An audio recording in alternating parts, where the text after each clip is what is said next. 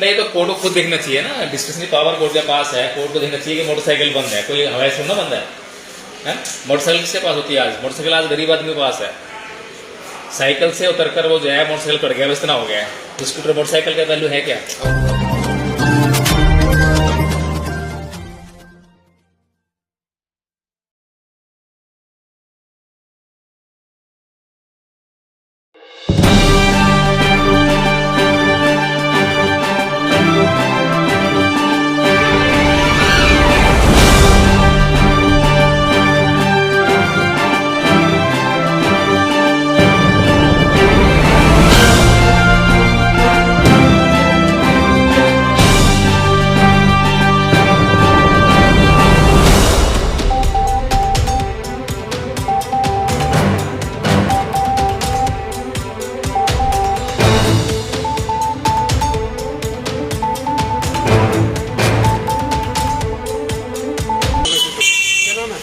कैसे आए हो? बाइक बंद है यहाँ पर, उसको लेने आए हैं। तो किसकी बाइक बंद है? एक बंदा चले जाओ। उसकी बाइक बंद है। हाँ तो एक चला जाओ। नहीं, कुछ इशू है, लीगल इशू जो है, तो उसके लिए मुझे जाना पड़ेगा एडवोकेट। अच्छा एडवोकेट, चलो आपके लिए छूट कर दे तो आप चले जाओ। क्या नाम है तेरा?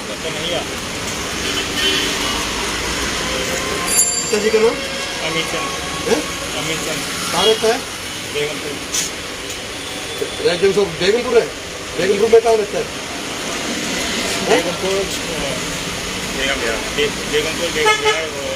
बेगमपुर बोल रहा है और बेगम बिहार भी बोल रहा है। उसी में है। मकान नंबर पता? ये 26/12। 26/12। 26/12 इतना ही है? मकान ही है? झुग्गी है? मकान है मकान है ना? यही नंबर है। अच्छा 26/12 है। टेम्परेचर और देख लो तो तेरा 34 हो रहा है टेम्परेचर। देख लो 33 आ गया। अब 33 है छाती में, माथे में बताता सही है। चाहिए कितना? 33 से नीचे चाहिए। 33 से नीचे चाहिए। आपका भी देख लेता हूँ, आपका ठीक आ रहा है। 35 आपका बढ़ रहा है। तो बढ़ेगा ना, रात को नींद नहीं आएगी। खाना हेड में 94 है आपका। अच्छा ठीक है, जा सकते हैं इसको। ठीक है, थैंक यू। क्या नाम है एडवोकेट साहब? क्या नाम है? एडवोकेट जेबी प्रकाश। जेबी प्रकाश। जेबी प्रकाश जी। इसकी हेल्प में जा रहे हो ना? हाँ। रोनी कोट से हो? हाँ। रुक जा भाई, रुक जा। कहाँ है गाड़ी? ये वाली है। और वो कहाँ है? अंदर ड्यूटी अफसर के पास जाओ। हैं? हाँ ड्यूटी अफसर के पास जाओ। चलो।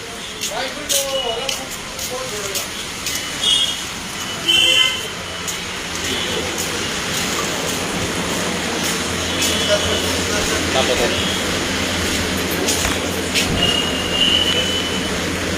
आयु का नाम बताओ।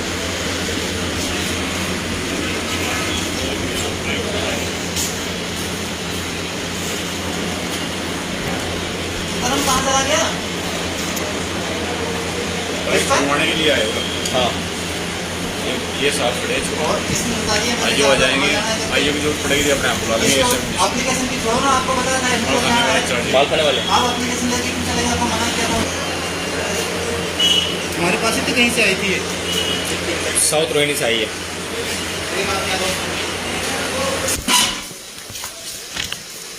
एक आदमी बाहर जाओ, माल खाना है। मैंने कहते एक आदमी आओ, जिसको भी आप बात करनी है।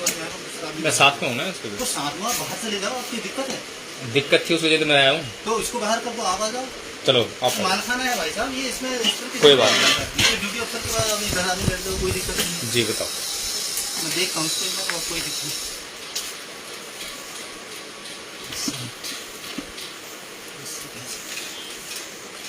मोटरसाइकिल लाने में वो डैमेज भी हो गई है, साइड का उसका पार्ट टूट गया है। ये आईओ से बात करो आप, जो भी होगा ठीक है। जो इसके आईओ है ना, उनसे बात कर लेना। मनीष कुमार साहब लाए मनीष को। मनीष सामने, मनीष वाले रूम है, सामने मनीष वाले रूम है। उनसे मिल लो, आपको किसी तरह की कोई और इन्फॉर्मेशन चाहिए होगी। अब फिलहाल इसको यहाँ से रिलीज करो आप, माल खाने से। तो हाँ मैं रिलीज करूंगा इसको। रिलीज के लिए मैं आपको कंडीशन तो बता दूं क्या क्या चाहिए। हाँ।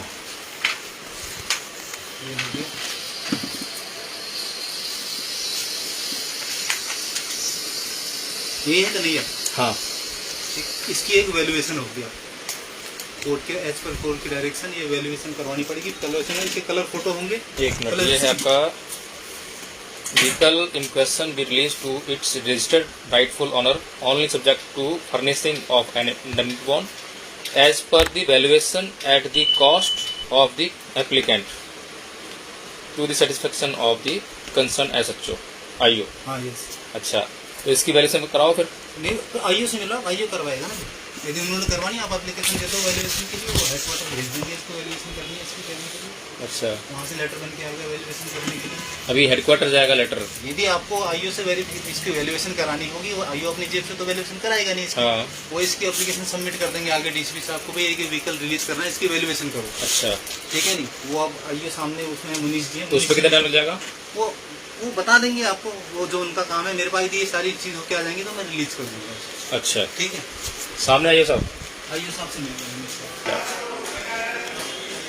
इसकी बाइक यहाँ पर जो है आपके पास है, तो उसके रिलीज के लिए आए थे।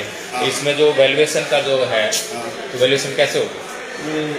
ये बता देंगे कोई जो वैल्यूएशन वाला आता है या तो ये तो बता रहे हैं कि हेडक्वार्टर जाएगी, तो एप्लीकेशन वगैरह आप फाइल करोगे तो वहाँ से आएगी।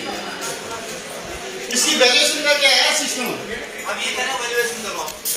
कहाँ से होगी? है कोई कौन सा वैल्यूएशन वाला? वैल्यूएशन वालों को प्राइवेट आदमी आएगा। हाँ तो प्राइवेट है। प्राइवेट कोई भी मैकेनिक चल जाएगा? हाँ हाँ कोई भी चल जाएगा। तो वैसे ही लिख दो, उसमें क्या दिक्कत है? नहीं नहीं वो उसकी स्टैम्प वगैरह सारा होता है। अच्छा, उसकी सील वगैरह भी चाहिए? हाँ उसके पैड होता है अच्छा। गैस इंश्योरेंस वाले होते हैं। हाँ हाँ। वैसे वैसे कोई सरकारी आदमी तो है नहीं वो? नहीं सरकारी नहीं। प्राइवेट आदमी अपना आप जाके जो है उसमें सील लगा देगा, हाँ भी मैं इसको वैलिडेट करूँ। पैसे लेगा तेरे पता नहीं क्या उनका साइज। अच्छा, और आप कराओगे तो? हम ये इसमें लिखा नहीं, इसमें तो लिखा हुआ है, क्या? लेकिन ये कहाँ कहाँ तो भुगतेगा ये, तो मतलब तो वैसे हम कराओगे तो इसमें 2-3 महीने लग जाएंगे। दो तो टायर निकाल लिए उसके, हाँ। और गाड़ी आप लेकर आए वो भी डैमेज कर दी, इधर साइड वाइड से जो है इतना नुकसान झेल रहा है। जो है कितने दिन से भागदौड़ कर रहा है, और 5-6 दिन से तो इसने गाड़ी ढूंढ ली है अपनी, बता भी दिया है, लेकिन कोई कार्रवाई नहीं उस पर।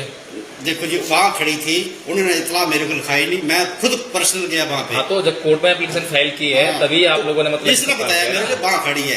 मैंने उनसे पूछा, बोले ये तो सेम डे आ गया आपके पास जब पता लगा इसको है, आपको बता दिया, आप कह रहे हो वहाँ से इतला आएगी। हाँ इतला ठीक है ना, इतला वो आएगी। इतला भेज रहे हैं, और जब कोर्ट में एप्लीकेशन फाइल कर दी तो तुरंत इतला आ गई। इतला तो मैंने लिखवाई जाके SHO से पेश होके। मैं वही तो कह रहा हूँ ना, अभी इस बेचारे की झाड़ी छूट रही है, मजदूर आदमी है ना ये, है? कितना मतलब सहन करेगा? वो तो अगर झटका लग भी रहा है चलो कोई बात नहीं, दुर्घटनाएं घट जाती हैं। इसके फोटो भी होंगे ना, फोटो वैल्यूएशन और फोटो वो ही कर देगा। वैल्यूएशन वाला फोटो है कोई नंबर किसी का? वो कितने पैसे लेता है? वैसे नंबर दे दो इनको, बात कर लेंगे। कितने पैसे लेता है वो? अब इनको नहीं पता है। अच्छा, नंबर ले भाई, बढ़िया नंबर ले ले। तो गरीब आदमी इतनी मार पड़ती है। हमने तो देखो जी, हमने जो काम करना था वो कर दिया। अब मैंने इसको ही कहा था, मैं सुपरदारी में लगा दी इसको। मैंने कहा था वो अपने आप रिपोर्ट भेजेगी, मैं जब भेजेगी ना। कोर्ट से लिखवा लाते विदाउट वैल्यूएशन छुड़वा देना, इसमें कोई खर्चा ही नहीं होता इसी का। नहीं तो कोर्ट को खुद देखना चाहिए ना, डिस्क्रिशनरी पावर कोर्ट के पास है, कोर्ट को देखना चाहिए कि मोटरसाइकिल बंद है, कोई हवाई थोड़ा बंद है। मोटरसाइकिल किसके पास होती है आज? मोटरसाइकिल आज गरीब आदमी के पास है। साइकिल से उतरकर वो जो है मोटरसाइकिल पड़ गया, बस इतना हो गया है। उसको तो मोटरसाइकिल का वैल्यू है क्या? हाँ सेम नहीं है, हाँ बात कर। दोनों के टायर गायब है। अब चोरों का सिस्टम है, मोटरसाइकिल छोड़ रहे हैं, टायरों के ले जा रहे हैं, उनको नशे तो टायर बेचते कहाँ हैं? अब ये पता होता था साढ़े बड़े उठा के नहीं जाते। नहीं, जितनी भी दुकानें हैं वो आपके पास लिखी होनी चाहिए। नहीं चोर तो यहाँ कोई नहीं बेचेगा, वो तो पहले मायापुरी जाएगा, कहीं और जाएगा, कहीं दिल्ली में बेचेगा ना। हाँ, दिल्ली की सारी दुकानें को रजिस्टर होनी चाहिए कि भाई ये लिस्ट है।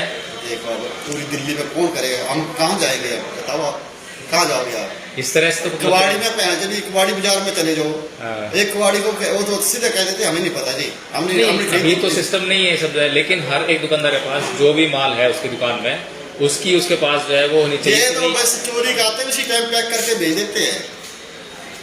चोरी का माल आप अपने पास रख सकते हैं, पता नहीं कब का छापा पड़ जाएगा, कब नहीं पड़ जाएगा। हाँ। आप इस बात में तो आप देखो ना, वो जिसने करने है वो तो उसके पास 36 होते हैं।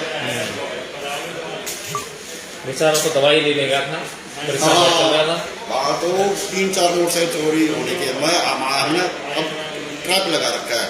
अब उनको पता है कि आप पुलिस है, तो अब नहीं आएगा वो। नहीं चोर आ रही है, आ रहे चोर देख रहे हैं, और मेरे को हम तो सारे यही ताजा लागे पास ही जो गार्ड है ना वो मिले होते हैं, क्योंकि उनको पता था पुलिस अब पता क्या कब चोरी होती है, और रोटी खाने के लिए चले जाते हैं ना पुलिस, थोड़ा रोटी तो खाने के लिए उसी बीच में जब ये चोरी हो जाती है। एक तो ये है ना कि आप लोगों ने एक चीज और करनी चाहिए, ये मास्क की वजह से ना बहुत क्राइम बढ़ गया है। क्या करें तो ये जब एंट्री करे ना, जहाँ कैमरा लगा हुआ है वहां पर जब मास्क उतार के एंट्री करे, और जब बाइक ले आ रहा है तब बाइक उतार के ही मास्क उतार के ही लेके जाए।